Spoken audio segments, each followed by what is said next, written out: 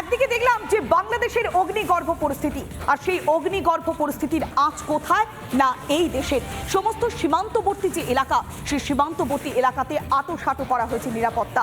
উত্তর 24 পরগনায় পেট্রাপোল খোঁচাডাঙ্গায় তৎপরতা বিএসএফ এর। দফায় দফায় বৈঠক করছেন বিএসএফ এর ডিজি, কেননা বাংলাদেশের নৈরাজ্যের পরিস্থিতি, অগ্নিগর্ভ পরিস্থিতি তৈরি হয়ে গিয়েছে। বাংলাদেশের সাধারণ মানুষ আতঙ্কে রয়েছেন, ত্রাহি ত্রাহি দশা। সেখানকার সংসদ ভবনকেও ভেঙে গুড়িয়ে দেওয়া হচ্ছে। তাই কঠিন পরিস্থিতিতে ওপার থেকে এই পারে আসার চেষ্টা করছেন প্রচুর মানুষ। সেই কারণে যে সমস্ত সীমান্তবর্তী এলাকা, সেই সমস্ত জায়গায় আঁটোসাঁটো করা হয়েছে নিরাপত্তা।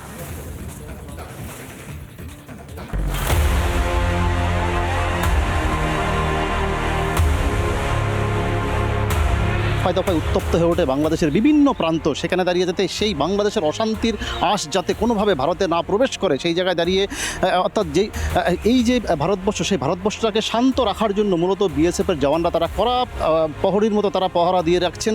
বিএসএফের ডিজি তিনি এসে দীর্ঘ সময় যে বৈঠক করলেন, কথা বললেন, পরিস্থিতি জানলেন, খতিয়ে দেখলেন। এদিন পেট্রাপোল বন্দরে আসেন বিএসএফ এর ডিজি দলজিৎ সিং চৌধুরী। বন্দরে আধিকারিকদের সঙ্গে 1 ঘন্টা বৈঠক করেন। বৈঠক শেষে পেট্রাপোল বন্দরে 0 পয়েন্ট পরিদর্শন করেন।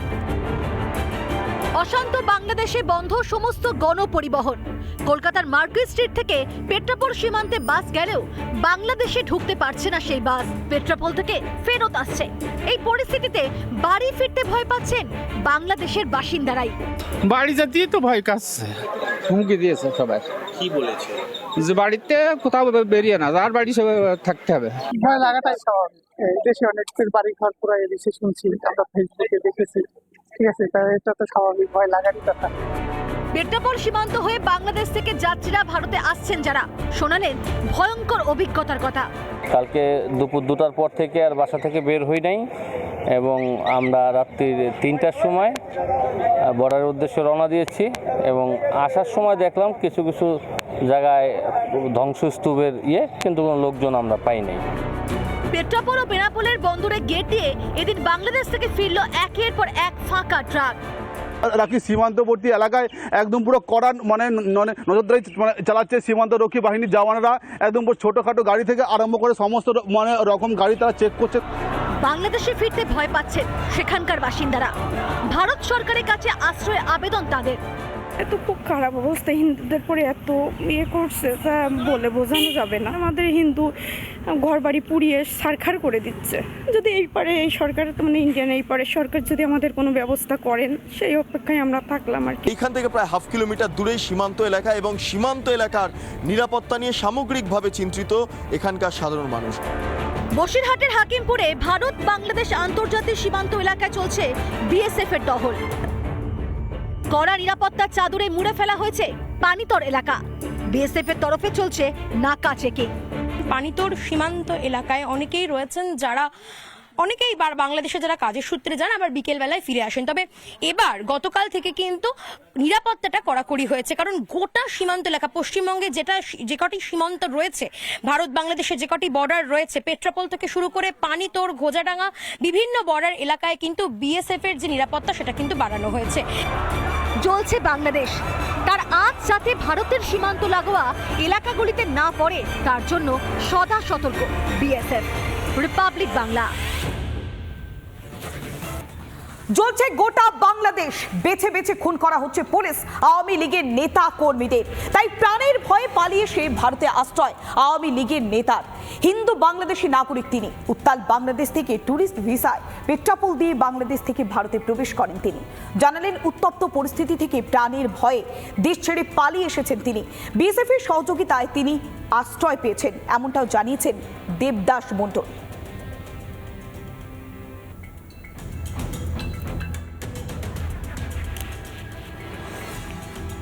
দেবদাস মণ্ডল তিনি স্পষ্ট জানিয়েছেন যে অগ্নিগর্ভ পরিস্থিতি বাংলাদেশে, তাতে প্রাণের ভয়ে তিনি পালিয়ে এসেছেন, কেননা এখনো পর্যন্ত আওয়ামী লীগের প্রায় 50 জনকে খুন করা হয়েছে। তাই আওয়ামী লীগের নেতা তিনি এবার প্রাণের ভয় পালিয়ে আসছেন। হিন্দু বাংলাদেশি নাগরিক তিনি। উত্তাল বাংলাদেশের থেকে ট্যুরিস্ট ভিসায় পেট্রাপোল দিয়ে বাংলাদেশ থেকে ভারতে প্রবেশ করেছেন দেবদাস মণ্ডল।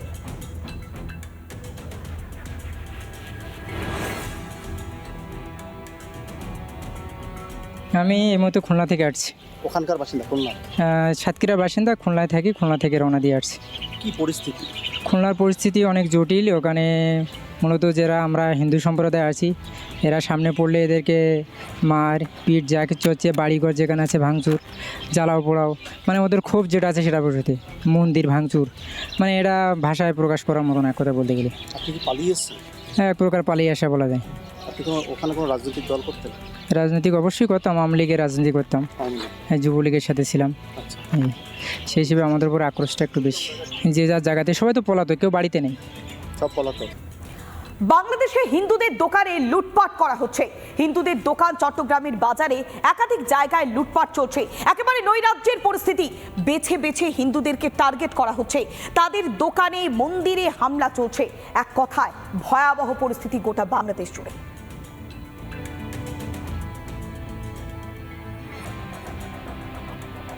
লুট করা হচ্ছে হিন্দুদের দোকান চট্টগ্রাম বাজারে, কঠিন পরিস্থিতি, একাধিক জায়গায় হামলা চলছে। আবার অন্যদিকে প্রাণের ভয়ে আওয়ামী লীগের যে সমস্ত নেতারা তারাও এই প্রান্তে আসার চেষ্টা করছে, কেননা যেভাবে অগ্নিগর্ভ পরিস্থিতি, নৈরাজ্যের পরিস্থিতি তৈরি হয়েছে, তাতে হিন্দুদের ওপরে বারবার টার্গেট করা হচ্ছে। হিন্দুদের মন্দির যেখানে তারা সংখ্যালঘু, তাদের ওপরে আক্রমণ হচ্ছে, তাদের বাড়িতে হামলা চালানো হচ্ছে, অগ্নিসংযোগের ঘটনা ঘটছে, পরিস্থিতি ভয়াবহ হচ্ছে। দোকানে লুটপাট চলছে, যেখানে সুযোগ পাচ্ছে সেখানে আন্দোলনকারী তাদেরকে বারবার টার্গেট করছে। এবার যশোরে একটি হোটেলে আগুন ধরিয়ে দেওয়া হয়েছে। আগুন ধরিয়ে দিয়েছে জেহাদিরা। কমপক্ষে 18 জনের মৃত্যু, গুরুতর জখম হয়েছে 50 জনের বেশি। আর এবার প্রাণ বাঁচাতে 4 তলা থেকে ঝাঁপ। বাংলাদেশে গিয়ে প্রাণ বাঁচাতে 4 তলা থেকে ঝাঁপ। ভারতীয় যুবকের ভেঙেছে 2 পা, গুরুতর আঘাত পেয়েছে পিঠে। অ্যাম্বুলেন্সে করে ফিরল দেশে, অর্থাৎ সুস্থভাবে ওই পারে যাওয়ার পর এপারে ফিরতে হলো হাত পা ভেঙে অসুস্থ অবস্থায়। কেননা কঠিন এই পরিস্থিতির মধ্য দিয়ে তারা কাটাচ্ছে। আর যখনই যারা যে সমস্ত ভারতীয়রা সেই দেশে পৌঁছেছে তাদেরও কঠিন পরিস্থিতি।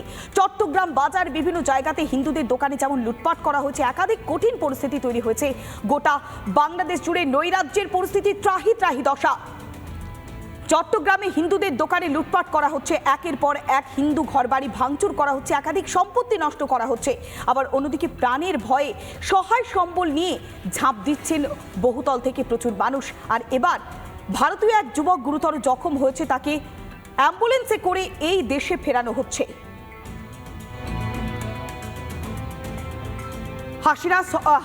হাসিনা সরকারের পতনের পর বাংলাদেশে কঠিন পরিস্থিতি, নৈরাজ্যের পরিস্থিতি।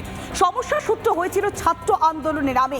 তবে সেই ছাত্র আন্দোলন কবে যে জেহাদিদের দখলে চলে যায় তা মুহূর্তের মধ্যে একেবারে প্রেক্ষাপট পরিবর্তনের মতো পরিবর্তিত হয়ে যায়। তারপরে যেভাবে অগ্নিসংযোগের ঘটনা, একের পর এক জায়গায় হিংসাত্মক ঘটনা, সেই সমস্ত ছবি দেখার পর মানুষজন স্তম্ভিত, ভীত, সন্ত্রস্ত।